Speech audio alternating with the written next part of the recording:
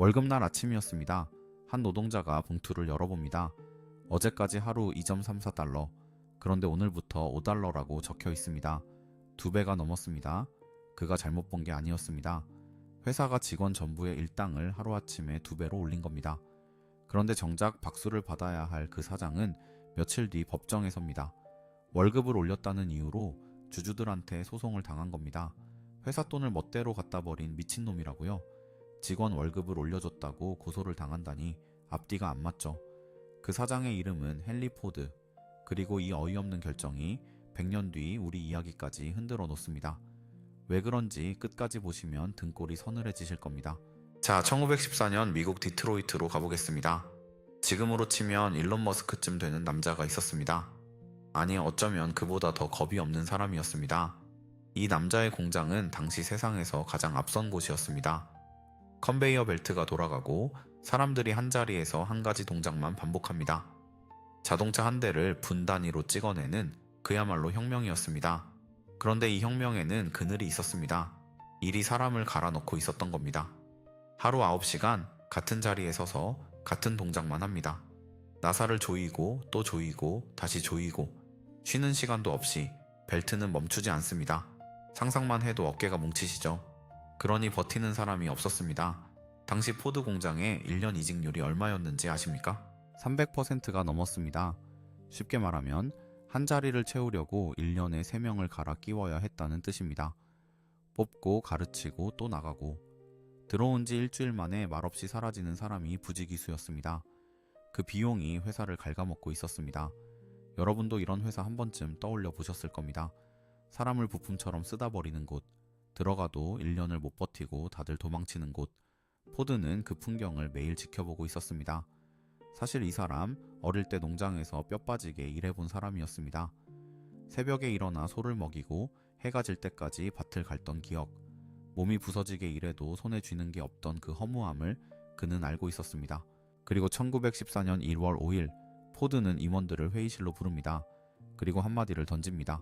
오늘부터 일당을 5달러로 올린다. 회의실이 그대로 얼어붙었습니다. 한 임원이 조심스럽게 손을 듭니다. 지금 얼마라고 하셨습니까? 기존 임금에서요. 그래, 기존에서. 아무도 입을 열지 못했습니다.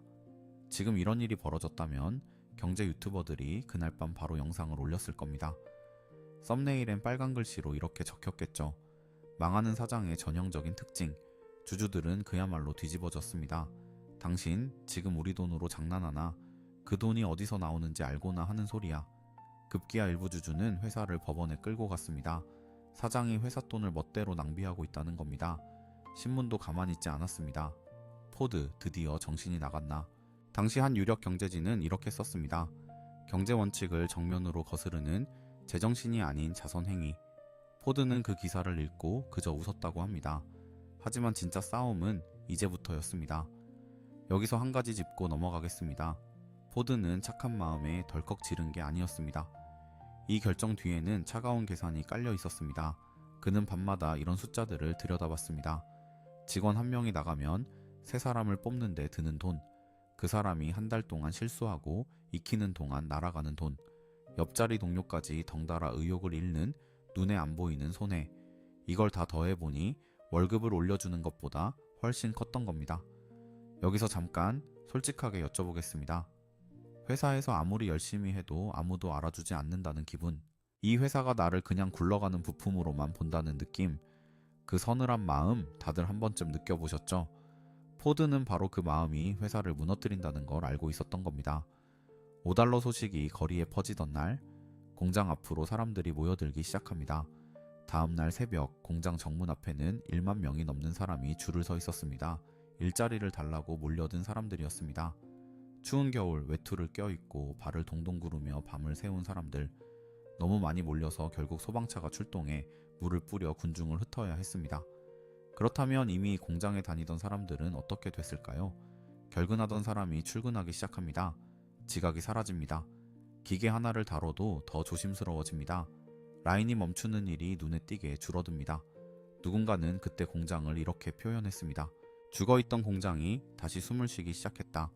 그런데 포드가 이 결정을 내린 데에는 숫자 말고 이유가 하나 더 있었습니다. 그는 이런 말을 남겼습니다. 내 차를 만드는 사람이 내 차를 살 수 있어야 한다. 자기 손으로 만든 자동차를 정작 자기는 평생 못 사는 노동자. 포드는 그게 틀렸다고 봤습니다. 만드는 사람이 곧 사는 사람이 되는 세상.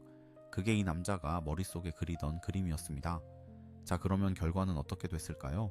먼저 그 소송. 회사 돈을 함부로 썼다며 주주들이 건 그 소송에서 법원은 포드의 손을 들어줬습니다. 그리고 이번엔 숫자가 직접 말을 하기 시작합니다. 300%를 넘나들던 이직률이 90% 가까이 떨어졌습니다. 사람들이 더는 도망치지 않았습니다. 생산성은 치솟았고 불량품은 줄었습니다. 그리고 그해 포드의 이익은 2배 넘게 뛰었습니다.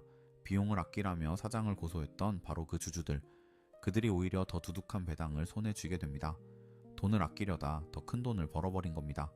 비용처럼 보이던 것이 사실은 투자였던 겁니다. 이후 10년이 차에 지나기 전에 포드는 미국에서 가장 큰 기업이 됩니다. 자동차 가격은 절반으로 떨어졌고 평범한 미국 사람들이 난생 처음 자기 차를 굴리게 됩니다. 그 거대한 변화의 시작이 $5짜리 결정 하나였습니다. 자, 이 이야기 어쩐지 낯설지 않으시죠? 지금 우리나라에서도 거의 똑같은 논쟁이 벌어지고 있으니까요. 정년을 65세로 늘리자는 이야기입니다. 한쪽에서는 이렇게 말합니다. 나이 든 사람 하나가 자리를 붙들고 있으면 청년 일자리 하나가 사라진다. 충분히 이해되는 걱정입니다. 당장 취업이 막막한 청년 입장에선 그 자리가 절실하니까요. 그런데 또 한편으로는 이런 마음도 드실 겁니다. 나도 언젠가 그 나이가 됩니다. 평생 회사에 바친 사람이 어느 날 갑자기 짐을 싸야 하는 그 막막함, 노후가 준비 안 된 채로 일터에서 밀려나는 그 두려움, 그게 남의 일 같지 않으신 분 분명 계실 겁니다. 반대쪽에서는 이렇게 말합니다. 수십 년 손에 익은 숙련공이 한꺼번에 빠져나가면 그 빈자리를 메우는 비용이 더 크다. 이것도 틀린 말이 아닙니다. 포드의 이야기가 바로 이 지점에서 겹쳐집니다. 비용처럼 보이는 것이 사실은 투자일 수도 있다는 것. 물론 함부로 갖다 붙일 생각은 없습니다. 1914년 미국 공장과 지금 한국의 일터는 분명 다릅니다. 단순 비교는 위험합니다. 다만 이 질문 하나만큼은 100년이 지나도 그대로 살아있습니다. 우리는 지금 눈앞의 비용만 보고 있는 건 아닐까? 조금 더 멀리 봤을 때 보이는 것들을 놓치고 있는 건 아닐까? 여러분은 어느 쪽이 맞다고 생각하시나요? 청년의 자리냐, 숙련의 가치냐? 정답이 없는 문제라 더 궁금합니다. 댓글로 솔직한 생각을 들려주세요. 헨리 포드는 이런 말을 남겼습니다. 늘 하던 대로만 하면 늘 어떤 것만 얻는다. 포드는 마음씨가 좋아서 월급을 올린 게 아니었습니다. 남들보다 한 발 멀리 봤기 때문에 올린 겁니다. 그리고 그 한 발의 시선이 역사의 방향을 바꿔놨습니다. 오늘 여러분이 가져가실 건 딱 하나입니다. 지금 내 눈앞에 있는 이것이 비용인가 투자인가? 월급도 사람도 심지어 내가 나에게 쓰는 시간도 그 한 끗의 판단이 한 사람의 인생도 회사도 사회 전체도 바꿔놓습니다. 여러분의 그 반응이 다음 이야기를 만드는 힘이 됩니다. 비용이냐 투자냐? 그 질문 하나 오늘 퇴근길에 한 번쯤 떠올려 보세요.